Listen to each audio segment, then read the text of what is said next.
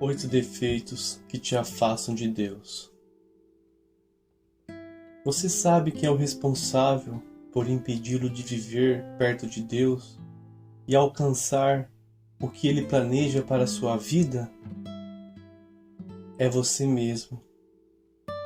Não é o seu colega de trabalho, não é o seu vizinho, não é o seu chefe, nem mesmo Satanás. Quando realmente temos vontade de nos aproximarmos de Deus, nada nesse mundo pode nos impedir. Nada nesse mundo pode nos impedir de ficar próximo dele. Mas mesmo assim, podemos fazer escolhas erradas. E é isso que nos separa de Deus e da sua vontade dele para nós. Evite esses comportamentos, pois eles podem te afastar de Deus. A preguiça. Vejam em Provérbios 6, do versículo 9 ao 11. Até quando você vai ficar deitado, preguiçoso? Quando se levantará do seu sono, tirando uma soneca, cochilando um pouco, cruzando um pouco os braços para descansar? A sua pobreza o surpreenderá como um assaltante, e a sua necessidade sobreviverá como um homem armado sobre você. Vejam, Deus é um Deus de ação, e por isso Ele se alegra quando damos passos de fé e estamos prontos para agir. A Bíblia explica claramente a preguiça e o mal que ela pode nos causar é muito prejudicial em nossas vidas. A preguiça não é apenas prejudicial ao nosso crescimento pessoal ou financeiro, mas também pode prejudicar nossa vida espiritual.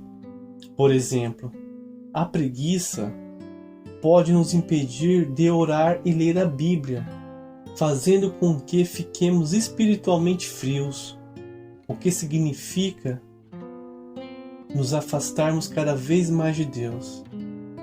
Tente, planeje, reserve um tempo para orar e ler a palavra de Deus.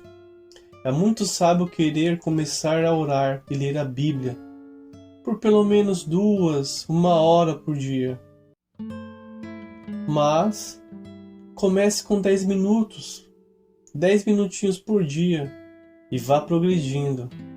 Com o tempo, Deus trabalhará em sua vida e você se sentirá mais forte e mais próximo dele. Evitem a fofoca.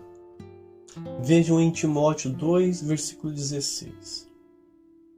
Evite as conversas inúteis e profanas, pois os que dão a isso prosseguem cada vez mais para a impiedade. Sobreviverá como um homem armado sobre você. Vocês concordam comigo que quando falamos da vida alheia, temos conversas fiadas sobre aspectos da vida de uma ou mais pessoas sem o seu consentimento, nos afasta de Deus?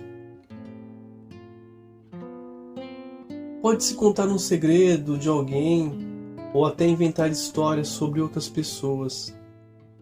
Essa atitude muitas vezes causa discórdia, causa desunião entre as pessoas. Portanto, é um pecado diante de Deus.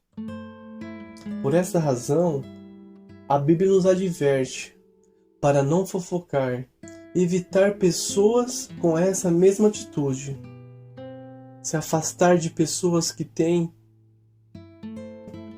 esse vício, que não conhece a palavra como nós estamos conhecendo, como nós buscamos, e vem nos contaminar falando da vida alheia. Vejam em Provérbios 20, versículo 19.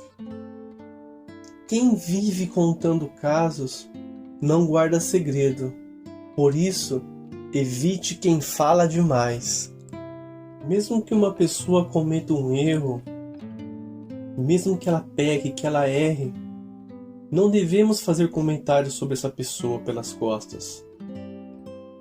Não fazer comentário dessa pessoa com os outros. Isso não ajudará em nenhuma situação. Deus conhece as intenções do nosso coração. E se realmente queremos ajudar, podemos falar diretamente com a pessoa que errou e simplesmente orar por ela, dar uma palavra amiga. Se nossas palavras não servem para edificação, para ajudar, então é melhor não dizermos nada, ficarmos calados. Efésios 4, versículo 29. Nenhuma palavra torpe saia da boca de vocês, mas apenas a que for útil para edificar os outros, conforme a necessidade, para que conceda graças ao que a ouvem. A inveja. Gálatas 5, versículo 21. E inveja, embriaguez, orgias e coisas semelhantes. Eu os advirto, como antes já adverti, aqueles que praticam essas coisas não herdarão o reino de Deus. Filipenses 4, versículo 12. Sei o que é passar necessidade e sei o que é ter fartura. Aprendi o segredo de viver contente em toda e qualquer situação. Seja bem alimentado, seja com fome, tendo muito ou passando necessidade. Um dos segredos da felicidade e a melhor maneira de combater a inveja é rejubilar. Devemos agradecer a Deus em todas as circunstâncias e não cobiçar os resultados dos outros. Isso não quer dizer que não se deva esforçar para melhorar as suas condições de vida, mas que se deve aprender e honrar a Deus, mesmo quando as coisas não estão indo como nós planejamos, como nós esperamos. Abacuque 3, versículo 17 ao 18. Mesmo não florescendo a figueira e não havendo uvas na videira, mesmo falhando a safra de azeitonas e não havendo produção de alimento nas lavouras, nem ovelhas no curral, nem bois nos estábulos, ainda assim eu exaltarei ao Senhor e me alegrarei no Deus da minha salvação. O egoísmo. Alguém já lhe disse: o mundo não gira em torno de você? Se a resposta for sim, você provavelmente está agindo de forma egoísta. O egoísmo nos faz pensar apenas em nós mesmos, sem nos importarmos com os que estão ao nosso lado. O oposto do egoísmo é o perdão. Jesus Cristo é o maior exemplo de abnegação que podemos ter. Ele não pensa em si mesmo, mas em cada um de nós, tendo passado pela cruz onde ele morreu por nossos pecados, reconciliando todos os que creem em seu sacrifício a Deus. Mateus 22, versículo 39. E o segundo semelhante a ele: ame seu próximo como a si mesmo. A Bíblia nos relaciona a amar os outros como a nós mesmos e a considerar os outros superiores a nós mesmos. Mas para que isso aconteça, devemos primeiro amar a Deus e deixar que seu amor perfeito transforme nossas vidas, removendo todos os vestígios e egoísmo. Filipenses 2, versículo 3 ao 4. Nada façam por ambição egoísta ou por vaidade, mas humildemente considerem os outros superiores a vocês mesmos. Cada um cuide não somente dos seus interesses, mas também dos interesses dos outros. Ganância. Timóteo 6, versículo 10. Pois o amor ao dinheiro é a raiz de todos os males. Algumas pessoas, por cobiçarem o dinheiro, desviaram-se da fé e se atordoaram com muitos sofrimentos. A Bíblia é muito clara. O amor ao dinheiro é a raiz de todos os males. Algumas pessoas interpretam mal essa passagem, quando dizemos que o dinheiro é a raiz de todo o mal. Mas ter dinheiro não é o problema. O dinheiro é neutro. Pode ser usado para fazer coisas boas ou coisas ruins. A Bíblia fala de alguns homens tementes a Deus que eram bastante ricos em posses, como Jó e Abraão. O problema é que nos apaixonamos primeiro pelo dinheiro e não por Deus. Lucas 16, versículo 13. Nenhum servo pode servir a dois senhores, pois odiará um e amará o outro, ou se dedicará a um e desprezará o outro. Vocês não podem servir a Deus e ao dinheiro. O próprio Jesus disse que é impossível servir a Deus e ao dinheiro. Quando amamos o dinheiro, Deus perde a importância em nossas vidas. Alguns dos maiores crimes deste mundo são cometidos por amor ao dinheiro.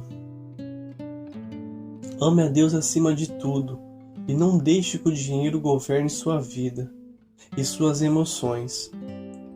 Assim, você se aproximará mais de Deus. A ira descontrolada. Efésios 4, versículo 26. Quando vocês ficarem irados, não pequem. Apaziguem a sua ira antes que o sol se ponha. Em um momento de perda de controle e raiva, pode ser o suficiente para arruinar uma vida, a sua e a dos outros. A raiva não é um pecado em si, porque a Bíblia diz que é possível ficar com raiva sem pecado. Há momentos em nossas vidas em que é normal ficar com raiva de uma situação. Até Jesus ficou irado quando viu comerciantes fazendo negócios na casa de seu pai. O grande problema é quando a raiva persiste e incontrolável. Quando a raiva toma o controle de nossas vidas, viramos as costas para Deus. A mansidão é um aspecto dos frutos do Espírito, e ao fazê-lo, podemos evitar que nossa ira se transforme em pecado. A palavra de Deus nos ensina a sermos em paz e gentis com os que nos rodeiam.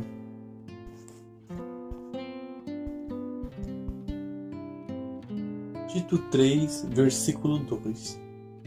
Não caluniem ninguém, sejam pacíficos, amáveis e mostrem sempre verdadeira mansidão para com todos os homens. A imoralidade sexual.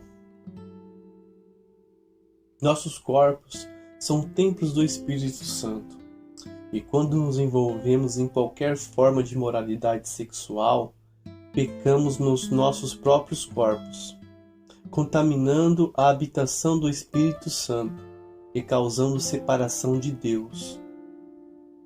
Coríntios 6, versículos 18 e 19. Fujam da imoralidade sexual. Todos os outros pecados que alguém comete fora do corpo, os comete. Mas quem peca sexualmente, peca contra o seu próprio corpo. Acaso não sabem que o corpo de vocês é santuário do Espírito Santo que habita em vocês, que lhes foi dado por Deus e que vocês não são de vocês mesmos. A imoralidade sexual inclui pecados sexuais. Sexo não é uma coisa ruim. Foi criado por Deus para ser vivenciado entre duas pessoas casadas. Como criador do sexo, Deus determina exatamente como praticá-lo. Qualquer atividade sexual fora do casamento é imoralidade sexual, ou seja, é um pecado. Precisamos ser cheios do Espírito Santo, que nos dá domínio próprio para resistirmos às tentações e ficarmos livres da imoralidade sexual. Idolatria. Muitas pessoas não entendem o conceito de idolatria, pensando que idolatria é apenas o ato de adorar uma imagem ou outro Deus. Mas a verdade é que a idolatria pode ser algo muito mais delicado e, portanto, mais perigoso. Idolatria é colocar algo ou alguém no lugar de Deus. Um ídolo não é necessariamente uma estátua. Pode ser seu pai, sua mãe, seu marido, sua esposa, seu filho, sua filha ou até mesmo seu pastor. Materialmente, podemos não nos curvar a outros deuses ou estátuas, mas muitas vezes depositamos nossas esperanças e crenças em coisas que não são Deus, como estabilidade financeira ou até mesmo a família. Deus não compartilha sua glória com ninguém, então sempre coloque Deus em primeiro lugar em sua vida, e Ele acrescentará tudo o que você precisa. Mateus 6, versículo 33. Busquem, pois em primeiro lugar o reino de Deus, e a sua justiça, e todas essas coisas serão acrescentadas em vocês. Ore e peça a Deus para sondar o seu coração, pois Ele te conhece e quer estar bem perto de você. Se você determinou que cometeu algum desses erros, peça perdão e volte para o seu Pai, que recebe de braços abertos. Até o próximo vídeo e muito obrigado.